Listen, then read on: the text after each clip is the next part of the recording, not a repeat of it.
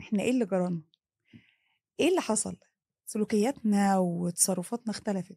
حصل الفترة الأخيرة دي الناس بقت تستغرب لمّا تلاقي حد بيبتسم أو بيضحك في تعاملاته العادية.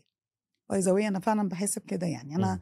ممكن أتعامل مع حد مثلًا ويلاقيني بابتسم طبيعي، يستغربني أوي. إيه ده؟ أنتِ مبسوطة على إيه؟ يعني أوكي. كده. باحس كمان إن إحنا بقينا انفعاليين أكتر، خُلقنا ضيّق، مش مستحملين، تعاملاتنا، علاقاتنا، كل حاجة في خلال الفترة اللي فاتت دي حاسة كده بقى فيها تغيير جذري. والموضوع يمكن ما حصلش ما بين يوم وليلة، بس حصل آآ طَفرة.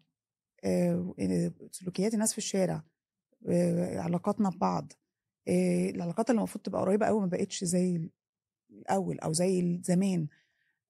تفتكر إيه اللي حصل؟ بُص منال، يعني إحنا بنتكلّم بنقول البودكاست بتاعنا وادي قاعدة عن البساطة، عن الإنسانية، عن الحاجات اللي شبه كده.